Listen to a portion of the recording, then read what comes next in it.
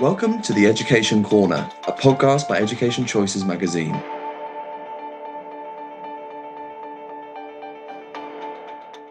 Education Corner podcast would like to welcome Mr. Fergus Llewellyn, Headmaster at Cumnor House School in Sussex. Cumnor House, Sussex, is a leading independent prep school for children aged 2 to 13. Situated in the heart of the Ashdown Forest, Cumnor lives by its motto, aim high, be kind, and dare to be different. Places the child at the centre of all it does, looking each day to help them become the very best version of themselves. Fergus has been head at Cumnor House since 2020 and previously worked as headmaster at a school in Kenya, as well as housemaster at Cheltenham College.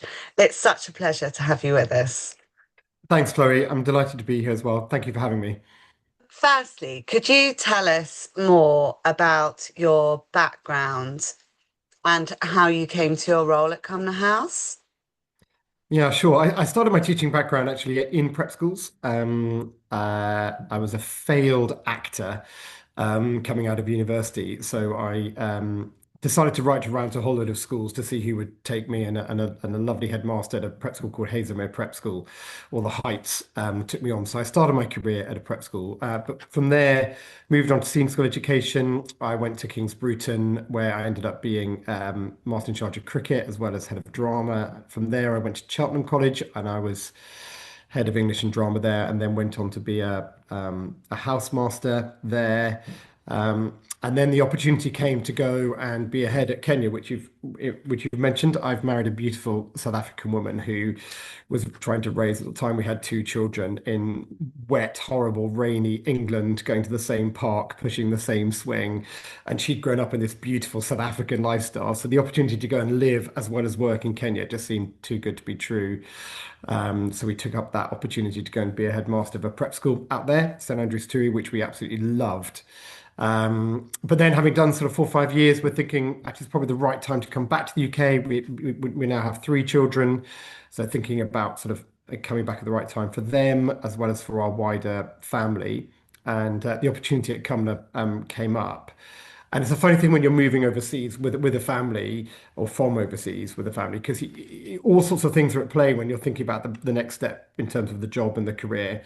And for us, when we came to Cumnor House, I remember distinctly my wife and I, when we landed for interview and visits and things like that, because we were looking at not just as a career thing, but actually probably more importantly as a family thing. We wanted a school that really resonated with our values as a family, and where we could see our children having the best possible schooling, as well as the right, culture in school as an opportunity for me as a head as well. And Cumnor just aligned beautifully. And actually, a lot of similarities between Cumnor and our school in Kenya. And our children have been, or two of them are still here at school. They've just been so happy here. It's prepared them brilliantly. It's a great privilege to be able to be here. It's a beautiful school. It's a beautiful site. It's a great culture. It's just a really exciting place to be. It's your 6th year. It's my 6th year. Yeah, we landed in COVID, which Gosh. was actually quite an interesting time to land. I won't bore you with how Kenya managed COVID. It's a whole different story. But one of the things when you land COVID like was actually we had no parents on site, which actually in some ways is quite advantageous because it allowed me as a new head just to really focus on the children and on the staff. And the other thing really when you land in at that time was that everyone was very used to changing. And often as a new head, when you're coming into a school, you're inevitably going to think about developments within the school. But change can be hard for people. But actually what happened sort of immediately post-COVID was that there was a kind of appetite to adapt and to change that really helped us sort of uplift the school and to do some of the things we wanted to do with it. So it was an opportune time, although a very difficult time, and I wouldn't ever want to go back there in terms of online learning and things like that. But it was an opportune time nonetheless. I think we all grew in different ways, didn't we, in the face of adversity. The school's motto is wonderful. It's aim high, be kind, and dare to be different. Could you tell us more about what this motto means to you and how it's embraced throughout school life? Yeah, it's a fantastic motto. I wish I could claim it. A predecessor of mine came up with it. And actually, for the children in particular, it's a great way of hanging our school values: aim high, be kind, dare to be different. So the aim high element of that motto is, I suppose, at its root is about aspiration. It's about us as a school being really aspirational, in particular for our children, but actually for all elements of our community, and really wanting the very best for them, but also for our children to be aspirational for themselves. We want them to work hard. We want them to have great visions and goals for their lives. We want them to really aim high in terms of how they achieve, as well as the type of people that they want to be. So it's a really aspirational sort of culture as a result of that. Be kind, again, obvious, but it's central, isn't it, to life and central to our community, not just here as a school community, but how we view ourselves as a school within our broader community. Our vision here at Cumnor is to lead prep school education, enriching lives, strengthening community, and shaping individual futures. And that strengthening community is not just an internal thing, but it's how we can be kind to the community around us as well. So that's a really important part of what we do. But the dare to be different probably is the bit I get asked about the most. What does that mean? Dare to be different. And for us, it really starts with the premise that I've always carried very deeply as someone who worked in education, which is that every single child is unique and wonderful. In fact, every person is unique and wonderful, but obviously focusing on the children. And when you kind of focus or have that as a premise, then actually everything comes out of that. So that dare to be different element is first of all finding out about each child, helping them to understand what makes them unique and wonderful, and then giving them the confidence and the courage and the opportunity to develop what it is that is unique about them and to draw out all that wonderfulness in terms of gift, talent, personality, character, all of those things, to draw that out of them so they can really, be brave to be themselves. And dare I say it, for teenagers, particularly in the world of social media and things like that, it's harder and harder, I think, for young people to genuinely be authentic. They find it hard. I mean, we've always found it hard with peer pressure and the like, but we really want to give children confidence to be themselves in whatever area of life or whatever skills and qualities that they have. So it really underpins everything. And we talk to the children using that motto all the time. It's a great way of unpacking various aspects of our culture and education. It's an integral part of kind of Yeah, the ethos of the school. very much. In this edition, we are particularly focused on boarding, and how it's adapting to suit modern families. Obviously, the traditional concept of a UK boarding school, and Michael Morpurgo, Mm, mm. kind of has changed quite dramatically. Could you tell us more about boarding at Cumnor House and also about the flexible boarding and how it benefits your pupils and their families? How does everything work, basically? Yeah, great. I mean, we were one of those very traditional full boarding schools, particularly pre-COVID. Like a lot of English prep schools, that was very much the traditional model, and we very much had that. But I think we have seen a big change in the market over the last 10 years in terms of what parents want, and I think COVID drove that even more quickly in terms of parents, particularly a more millennial generation of parents really wanting and seeing their relationship with their child to be absolutely central and to be really, really important. And therefore, kind of old-fashioned visions of boarding not really fitting in with the values of family life. So we very much tried to reframe what boarding is. We're even thinking about whether we use that name anymore because I think it throws up a whole load of connotations for people which are perhaps, unhelpful. So we run flexi boarding or you could extend that to weekly boarding here at Cumnor for our top 2 years, year 7 and 8. We don't have any international pupils. We're essentially a day school. Vast majority of our families live within 20-25 minutes of us. But many of our children are going on to schools with some element of boarding in it, and they will go off and flexi board, weekly board, full board at their senior schools. But we see really boarding as a natural extension of the kind of education we want to give our children. The fact that they sleep overnight is almost is a kind of byproduct, if you like, of actually what we're trying to give the children developmentally at that stage. Typically for girls and boys, at that stage, their frontal cortex is developing. Psychiatrists will say that actually their chief influence is moving from their parents to their peers. It's a crucial young stage of life, and I think one of the joys of prep school education going through to year 8, you have a chance to really nurture children through that crucial stage. And so boarding for us really is about opportunities to give children that opportunity, first of all, of developing independence and life skills. Children of that age begin to crave autonomy, and boarding can really help give that in a way that kind of deconflicts home. And I think that's a really lovely way and a flexible sense of giving them that taste, that fix, if you like, of independence and autonomy, whilst also spending more time in the week at home than they are at school, which again I think is really important for family balance. Growing social and emotional intelligence is crucial. I mean, we look all the time about what our children are going to need in the world of work, and I think helping children build empathy, build social and emotional intelligence, helping them to negotiate emotionally with other children is really, really important. And I think that's something that we see as a really important factor of boarding. Deepening connections and friendships. I mean, so much fear, isn't there, about what online life is doing to our children, and actually really deepening real world friendships, I think is absolutely vital for our children's mental emotional health. And boarding, again, is a brilliant way of doing that. And dare I say, also, it's about creating moments and memories.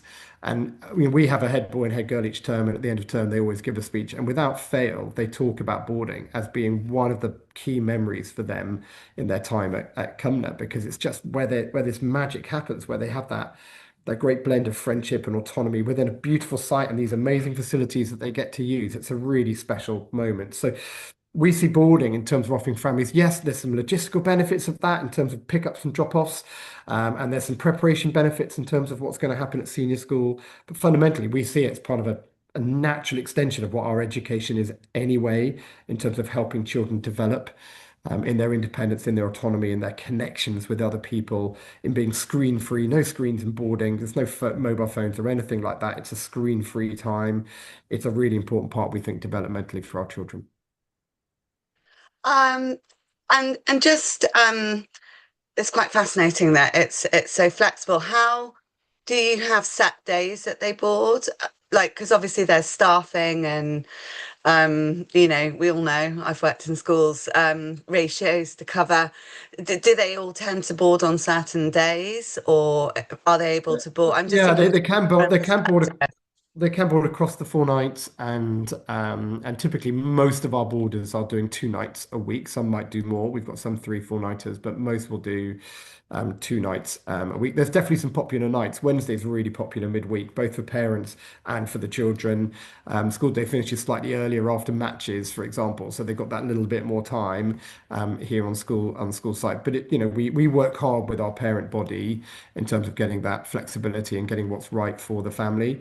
And often it's working with the families around, obviously they'll want to come and stay with their friends because that's really important to the children, but actually also getting to go know other pupils in different year groups and in different maybe social groups within the school is also a really important thing as well. But we are conscious of how busy working lives are, so having regular patterns routine is important, but having some flexibility and agility around that also important for our parents.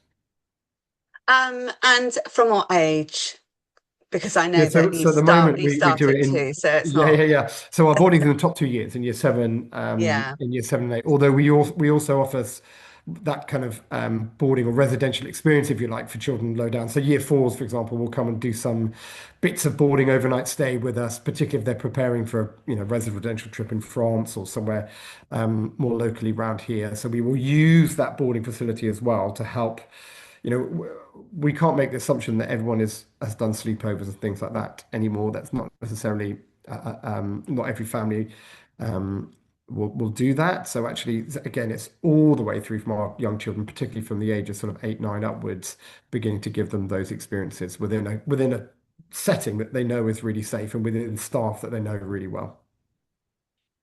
You offer a wide range of co-curricular and enrichment activities, and the school website states every child has gifts and talents. Our role is to help them discover what they are and to experience the joy of accomplishment. Could you tell us more about the range of activities and opportunities you offer and how they contribute to your aspirational culture? Yeah, fundamental, I think, to prep school life at the moment, and I think there's been a deep recognition, I think, amongst a lot of parents that holistic education is so important.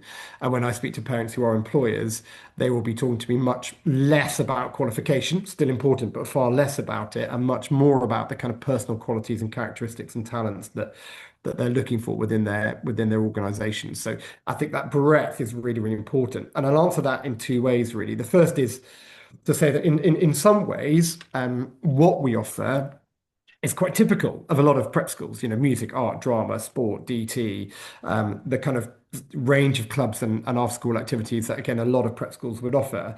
I think where we would differ is, I think, in two things. One is in quality of facility that we offer, particularly as a standalone prep school.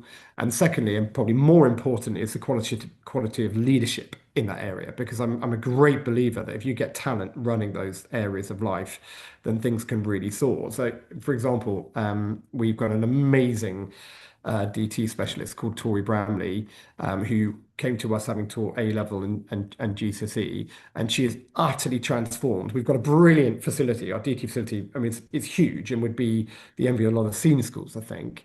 But because she's got expertise, the quality and range of what she's doing is just so exciting. So I think we sat down and worked out that our children are working across sort of 18, 19 different types of material, including molten metal and jewelry making, as well as the traditional woodwork and those kind of things.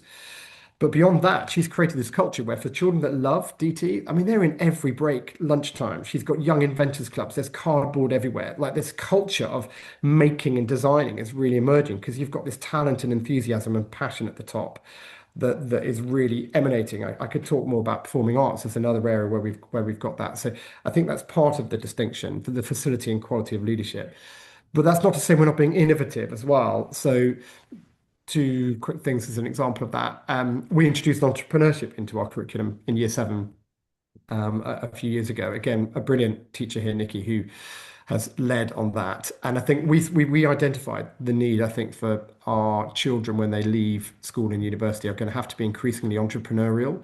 And I don't mean that just in terms of, running businesses. I mean that in the genuine sense of people that are creative and collaborative and can network and communicate well and all of those sorts of aspects of being entrepreneurial. And so the entrepreneurial scheme, I mean, last week I was doing a Dragon's Den with some of our younger entrepreneurs, and the quality of the presentation, but also the quality of the products that they are making, it's just exceptional. And the quality of the branding and the marketing, the quality of the business planning that goes in behind it, all these different life skills that children now can opt into in terms of another string to our bow in terms of curriculum. It's another small example. And more recently, sport. My new director of sport, Charlie, has really thought very deeply about the sport offering that we give. So we, like a lot of prep schools, will do the traditional, hockey, football, cricket, rugby, netball, swimming, athletics, cross country. We've got a golf course here, so we do golf in the summer, like lots of traditional sports. But actually, the recognition that for a lot of our children, not well, for most of our children, love team sports, but there'll be some for whom it's not their thing. So actually, we've diversified now, and there's sport options days where instead of doing those traditional sports, they can opt for things like playing paddle tennis or pickleball, or we've just introduced an orienteering and hiking program. Again, still using teamwork, still creating challenges and strategy to solve. We're still being really physical and being healthy outdoors, but it's just another way of reframing our physical education so that children can find a better range and find things that they genuinely love if, say, playing cricket is not their thing. So again, that kind of diversification and innovation in that kind of area is something that we're constantly trying to lean into because ultimately we're about individuals and shaping individual futures. So you've got to try and get that balance between providing for the main, but also being able to shape and give opportunities to certain individuals with different strengths. And I do think that we also within the consultancy, I think it's accepted that most of the schools are preparing the children very well for their academic paths. But I think that increasingly, even for the universities, it's going to be employability and life skills that's going to become a main focus. Absolutely. Yeah, absolutely. Performing arts are also a core part of school life at Cumnor House. And they sit at the heart of your curriculum. Could you tell us more about the importance of the performing arts and how your students benefit from this? Yeah, so I suppose building a little bit on the last question, brilliant leadership. We're fortunate to have an amazing theatre here, as well as other performing arts facilities, dance studio, etc. But the importance of it really is twofold. So one is I read a brilliant book lately called The Power of Moments. And actually, performing arts is one of those things in school which generates really powerful moments for children, both in terms of togetherness. Doing a whole year group production is one of the few things in school where everybody is involved in the same thing. Otherwise, they're generally in silos of different classes, teams, sets, all that kind of stuff. It's an amazingly powerful moment that for children. But it's also building on the second thing, which is again, what are our children going to need in the future? Well, one of the things I hear all the time is, confidence in communication, Confidence. right? And in particular in communication. And so music, drama, dance are all ways in which we express ourselves with increasing confidence in who we are. But also I would add on to that empathy. So how do we as a school teach empathy? If we've got a motto, be kind, which be kind sits at the heart of it, like how do we intentionally teach empathy? And actually drama, performing arts is a brilliant way of doing that. Because in drama, you naturally have to pretend to be someone else. You have to think like somebody else. You have to imagine what it's like to be them. And that's a brilliant way of understanding and building empathy. But dare I say, also listening, teamwork. I mean, if you're in a choir, the amount of listening and teamwork that is involved in that is extraordinary. We tend to think of teamwork as just a sporting thing. No, no, no, no, no. Drama, dance, music, incredibly powerful moments of teamwork as well. So I think we see the importance of it, both in terms of creating these amazing moments, but also in terms of building some skills and some confidences, which we think are going to be crucial. But dare I say it, there's also a pathway here. So because the world of media is exploding all the time, and so helping children to be creative in that performative sense is really important. We're very fortunate here. Again, coming back to the idea of being aspiration, our youngest prep school children, year 3 and 4, we've just come back from Arundel Cathedral. There they are performing a concert in an amazing space with professional musicians, all the way through to some of our top musicians up here. For example, we've got a couple of really good singers that are just now part of the Glyndebourne chorus. We're very close to Wow. Glyndebourne locally. So again, all of those opportunities to say, well, you're really good at this thing. Why not try this to really extend that? I mean, our year seven's about to do Matilda next week, and I suppose any head would say this, but I'm speaking as an ex-head of drama who's seen a lot of school productions. Like, I would genuinely challenge any prep school to come up with a production that's going to be as good as this one. But that's because I've got great kids, but I've also got great talent in the people leading it. And Charlie and Rob, who run my drama and music, have both got West End experience, and they're trying to drive West End quality. So again, you're creating this amazing moment for all the children to have, and that, well, they'll hang on. What do you remember most about school, Chloe? When I look about it, I remember being Mary in the Nativity in an We all-boys did prep school and, cats. and throwing Yeah. Jesus off the stage. That's like a core memory for me, right? And I probably had a really good English teacher, but I couldn't necessarily remember all those lessons. But those memories, those moments, I think are so important. Performing arts really provides that. I want to hear more Um, about cats, by the way. That sounds exciting. yeah, I wrote back in the day when I was at the Roach. I did all the year 4 plays, and we then kind of did an hark back to my childhood and did we did Mary Poppins with Beautiful. about 20 different Marys and even the chimney sweeper dance. It was very funny, a lot of work. You also offer outdoor learning from your Woodpeckers nursery and pre-prep through to your recently launched outdoor education curriculum for seniors. This is especially impactful as research found that less than half of children and young people spend time in outside spaces every day or most days. Now, I grew up obviously unchaperoned by adults playing on a green, climbing trees, but it's not allowed now. Could you share more about your outdoor curriculum and the importance of outdoor learning? We are also running kind of a bit of a feature on forest schools, which I'm not sure if you're part of. We are, yeah. We have forest school trained teachers here that deliver that program. Curtis, good question. By the way, you can climb trees here at Cumnor. The rule is just not allowed to climb higher than the headmaster. That's the rule. And so when I got appointed, the only thing the children cared about was how tall I was. Anyway, um, look, it's a fascinating thing about education at the moment because, in the one hand, I've just talked about things we're trying to innovate and develop, but fundamentally, I think in a social media world, what are we learning? That actually traditional childhood is really important. It's really important. And actually being outside, connecting with nature. And we have a beautiful site here, 65 acres, Ashdown Forest. I mean, it's beautiful. It's really beautiful.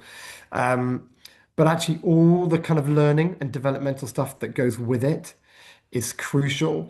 So we've just invested in a massive new playground for our pre-prep, for example. Um, why? Because actually we did a big bit of training with some occupational therapists 2 or 3 years ago, and it was transformative our thinking in connecting the physical with the academic, connecting all these different parts of ourselves together, and actually having children climb and swing and run in a space that's really safe for them to do so, but actually really encourage them to take risks. And the play that goes on within that is really, really important. And then we have our woodland, and at the moment it's stunning. It's like it's a bluebell wood, so it's just picture perfect with an outdoor class and with our fire pit, with our swings. We've now built a big canopied area as well for our seniors to do their outdoor ed. It's so important. And we talk a huge amount of time here at Cumnor about balance because inevitably within a school, we are preparing our children for a digital world. So there are screens involved, but we want every single interaction with the screen to be balanced by an interaction outside. We think that's absolutely fundamental for our children's emotional health, but also for their mental and academic well-being and development. It's all linked, it's all linked together. Fundamentally, whether you are, a 2-year-old going off to our outdoor ed, or whether you're our 13-year-old as part of our educational program, the themes that run through that are the same. It's about creating independence and resilience. It's about giving opportunities for teamwork, collaboration, problem solving. Dare I say it as well, the thing about playing outside often, if you remember after your childhood, is also conflict resolution. I don't mean that in terms of dramatic sense, but when you're working in a group and you can't decide what to do and somebody has one idea and somebody else, how do you resolve that? How do you resolve that moment? In the same way that when we played as kids, we were forever arguing with our friends about what we were going to do next. But you just learned to manage the conflict naturally, and we can do that here. We can help guide and children those relational elements, and the outside really lends itself to it. But it's healthy and it's fresh and it's celebrating what we have locally, and I think it's absolutely crucial for children because the life skills that they are picking up through that, as well as some very practical outdoor skills. Our youngest children do learn to whittle. We do light fires. We do cook on the fires. All those kind of things. It is absolutely crucial, I think, for our children's well-being. It sounds incredible. Pupils achieve excellent results beyond Cumnor House, with 70% of this year's leavers achieving scholarships. How do you prepare children to succeed in the senior school admissions process and support them and their families through this? Yeah, thank you. And it's a slightly changing picture actually at the moment, I would say, in the senior Yeah. schools admissions process. So the first thing is I say it's bespoke. Like if the children are individuals, which we fundamentally believe, then actually the advice is given in a very much bespoke way. So and I lead on all of that as headmaster. So one of my chief roles is to make sure that I'm visiting and connecting with all of our senior schools. And typically our children go off to about between 15 and 18 different senior schools each year. So there's quite a broad range of schools there. And my job is to help guide and advise parents. And typically, my parents are meeting with me sort of 2 or 3 times between, say, the start of year 5 and into year 6, as we're trying to get that long list, short list, and give bespoke advice about application process, entrance processes, all of those kind of things. Because if it's particularly your first time through, it is a real minefield and it's a very Mm. idiosyncratic landscape. Everybody does it slightly differently. So you need to be really advised on that. And we take that really seriously. In terms of the application process itself, I mean, like a lot of schools, we spend a lot of that year 5, early year 6 curriculum making sure that, particularly in our core subjects like English and maths, we're introducing things like multiple choice questions, word problems, etc. The kind of things are going to get in the pre-test, and that's supported with an online platform called Atom, which I think the vast majority of schools are using around that as well as other, more traditional, particularly in things like non-verbal reasoning or verbal reasoning, more traditional games that children can play to help, develop those strengths. But I think in particular, what we're doing more recently is helping children prepare for the entrance days, because of course, actually, schools now, it's far more than just academic data. Even the most selective schools that we send children to are spending far more time in interview or seeing children in group situations or seeing them in activities, because actually they want their culture to be robust and strong. They want the kind of qualities of the child not just to be about how well they score on a standardized test, but actually to be about the kind of people they are. They want to see people who are kind and collaborative and polite and well behaved and motivated and all those kind of things. So actually preparing children for those moments, whether it be I go and teach interview practice with all of our children, for example, and interview skills. It's skills that you can learn and practice. We have both myself and an outside group that come in and help give interview practice. We give the children experiences in things like escape rooms, because they're suddenly becoming quite popular amongst senior schools, or treasure hunts. That's another one that seems to be popping up more and more. Collaborative lessons, group discussions and debates, all of those kind of things. Again, our children get practice, because it's not that we want them to go there sort of utterly rehearsed and sort of become like an automaton, because we want their personalities to shine, but we do want to give them enough experience of what they're going to encounter that they're walking in confident to be themselves and to show themselves in the best light. And the results are really successful. And we're really proud of our record in that. And likewise, then that goes through for the next 2 years as well. So it's about, the scholarship program really is an extension of this idea that if all children are unique and wonderful and have these gifts, how do we then develop those particular gifts? So we say to the children, what is it you love about school? And they'll choose their area, sometimes more than one: academic, sport, drama, dance, whatever it might be. And then we put together a program that is partly about taking scholarship, but it's actually more importantly about giving them skills and experiences and moments, so that when they go to the senior school, they're really confident there. Because most of us, when we start, the change is huge, it's hard, but you want to have a look at your week to go, well, okay, that's something I know I'm good at. That's something I know I'm going to really enjoy. So you're confident stepping in that day to your new environment. I guess that scholarship program is really trying to underpin that as well. But I will say that everyone has to be agile. People are changing minds. Your children grow and change between the ages of 10 and 13 dramatically. And we've got to be as agile in our advice and our relationships with our senior schools to help people navigate that and to make sure that exactly the right school is found for their child so they can really go on and thrive. And for children in years 7 and 8, you offer the QDOS curriculum, which the school website describes as combining subject knowledge and academic rigor with the development of skills. Could you tell us more about this curriculum, what it includes, and how your pupils benefit? Yeah, so this, I guess, was born out. I think a lot of prep schools have done this thinking as well, which was, when I arrived, we were a common entrance school. Like a lot of schools, everyone sat common entrance, and very quickly, COVID Changed. changed that, because senior schools didn't market. Some still do market. They're quite few.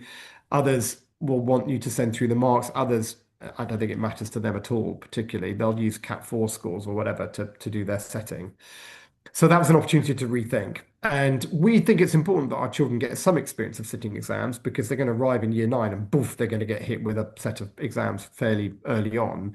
But we wanted to be a bit more bespoke than that, because we did realize that the problem with an entirely examination endpoint system is that you get really, really good at teaching exam skills, but there's a whole host of other skills like oracy, presentation, communication, problem solving, collaboration, project-based learning, that they're also going to need, not just at school, but also in their working lives as well. So we've developed a curriculum that is a little bit more adaptable, a bit more bespoke, allows children, you'll have some out-and-out academic children that are going to very selective schools at academic scholarship level that will be doing a very exam-heavy, exam-focused kind of curriculum, because that suits them and the kind of pathways that they're going to go on to. We have some children going off to non-selective schools for whom actually they're just going to sit some exams in their core subjects, but we have much more project-based learning and outcomes. You can still assess knowledge and understanding. You don't have to sit a written time assessment to do that.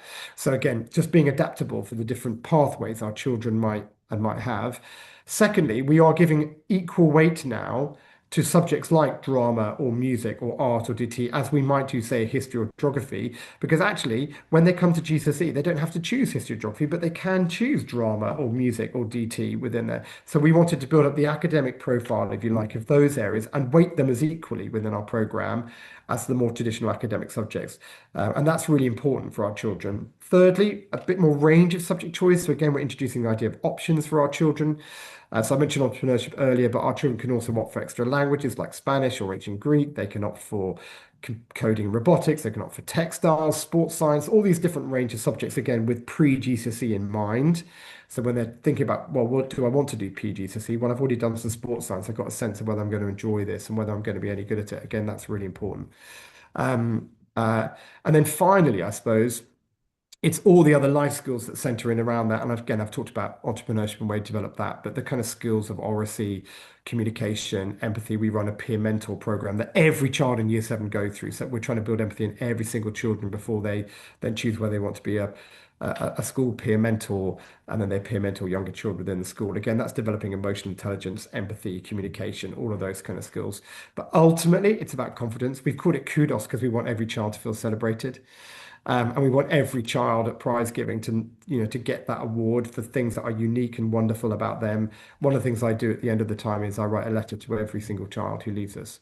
And I try and just think about a phrase, I am and I can. So what is it we notice about that child, about who they are, what's wonderful about them, and what strengths we see in them, what qualities we see in them, because they're going to go off to senior schools, and being a teenager is just hard. It's not a very encouraging season for a lot of our teenagers. So we just want that as a kind of moment to hold on to, stick it in the top drawer, every so often take it out and read, just to remind them of what's so special about them. And Kudos really is a curriculum that's fundamentally designed to make every child feel, really confident in their strengths. That sounds incredible. My primary school, it was I know I can, and Brilliant. it's lived with me. I don't think I'll be It's a where I, brilliant growth mindset phrase, that, isn't it? yeah, As well. Yeah, brilliant. yeah, like give it a go. Um, you also have the Cumnor Foundation, which offers transformational access to free independent schooling for children between the ages of 8 and 18. Could you just tell us a little bit more about the Cumnor Foundation? People may not know about it and the Yeah. impact it's having. I think So it's we're in our important. Yeah, we're in our 10th year of the foundation. Our first ever foundation scholar is about to sit her A levels. So it's really exciting to have had that journey through. My predecessor, it was his vision for that. So it's an amazing thing. A lot of prep schools will run transformational bursaries in the top 2 years of their schools, often linked with senior schools. But we want to do something different and think about a 10-year journey. So the foundation scholarship is available for children they start in year 4 here at Cumnor. So they get 5 years of prep school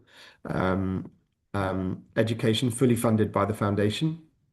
And that is a way of giving life-changing opportunities for not just a child but for their family, in terms of accessing a private education they might otherwise not be able to access. And then I work really hard with partner senior schools in ensuring that then the senior schools are then matching that funding for that child to go all the way through. So the journey is therefore for 10 years.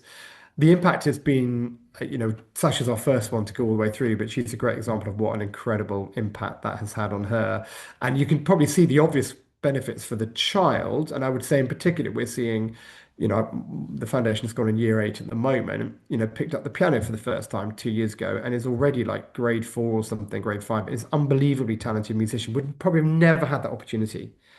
And it's given him such joy, actually, as a young man, to have that creative outlet as well. It's been really important for him.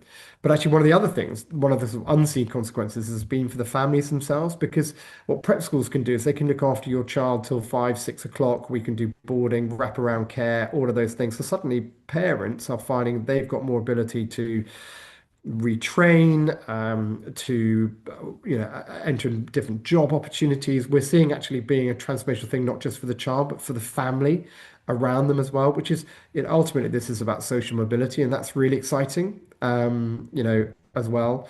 And I think it really enriches our children's lives. There's a danger of a really lovely country prep school like ours of our children sitting in a slightly affluent bubble. And Mm. actually, I think it's in a lot of our And I parents' think it's hearts as something well. that, yeah, exactly, I was about to say exactly the same. Parents increasingly don't want their children to live in a kind of um, a bubble of privilege. They want them to be mixing in a real life environment. We had Joseph Lamb, who was the front cover of the autumn edition, because obviously social mobility, and he was the Yeah. first Stormzy scholar. Yeah. Um, yeah. I mean, look, Um, I'd love to. I do often say, little dream of sitting down, turning on BBC News in 20 years' time to see one of our foundation scholars having made a big difference in the world. I've got every confidence that they can go off and do that. They're great kids. But I think how many are within the school and what schools? Because it says, I think they go through to 18. Is that right? yeah, so we If partner they're with feeder schools and funded. they match funding. So we our schools, we've got children at so locally, Hurst, Worth, Eastbourne, Kings, Canterbury. We've got one off to Cranley, Ardingly, Waldingham. Yeah, there's a range of schools that we kind of work part with. We're trying to sort of grow that list all the time. I think it's a really interesting place for senior schools at the moment because I think some are using their bursary funding to manage VAT for their current parents. But there are some really brave schools out there that are thinking, look, if we're going to use this money, let's use it for something really transformative. And those schools are really exciting for us because we can help, a child on that On journey that through. journey. Yeah. And finally, what are your hopes and plans for the future of Cumnor House School? Yeah, so I think probably top headline at the moment is remaining independent actually as a prep school. It's really important to us. It's fundamental to us. We're fortunate in that I guess we've got a benefit of scale in terms of the size of school that we are in comparison with other local independent preps, which is helpful to be financially resilient through the period. And actually, it's been quite encouraging for us in that we've been growing through the period of BAT, which is been really encouraging for us and helping us to be more confident about that remaining independence because I think it's really important for choice. I think any private sector relies on the fact that customers have choice, and I think it's really important for us that the people also feel they have choice of an independent prep school first and foremost, but actually what that independent prep school gives them is choice about the next school as well. And I think that's really important. And we really hold that dear. And I've worked in schools where there has been prep schools attached to senior schools. And I've seen how the senior school culture can permeate down into prep school thinking and prep school language and prep school life. And actually, they're two very distinctive change parts of childhood development. And I think we really prize the age that we have here and want to kind of protect it and want to really nurture it from all of our years of experience. We're going to be 100 in 5 years' time, so I feel like we've got a rich sort of base and knowledge. So remaining independent is very much central to the plans. But our mission statement is to offer outstanding contemporary education, commitment to individual opportunity, excellence, community. There is always, always, always more to do where that's concerned, keeping the standards high and developing. But I think the other thing that's really coming to mind at the moment is being adaptive to the world that our children are going to inherit. So recently, for example, we've been doing some thinking on truth and how we build into our curriculum to help our children be curious about what's true. And in a world of misinformation, disinformation, social media, actually, it's really important for me that I'm helping our children know how to find out what's true, and dare I say it, to be truthful within that as well. And I think that's something, this piece of work we're undertaking at the moment to think how we adapt our curriculum to build in that. So I think there's always, as a head, I think constantly looking up and out and thinking, well, what is it our children are going to need? And that's an example of something I think actually are going to be qualities for our children or skills or habits for our children that are going to be absolutely vital, as well as some of the other things that we've been speaking about in terms of what the world of work is Yeah. going to need, particularly in an AI world. Yeah. Well, like we said earlier, it's so fast changing. In 6 months' time, if I were to talk to you again, we'll be talking about something else. But I do think that the misinformation and social media, that I think they're kind of two big topics at the moment. Thank you so much for giving up your time. It's been so wonderful to talk to you.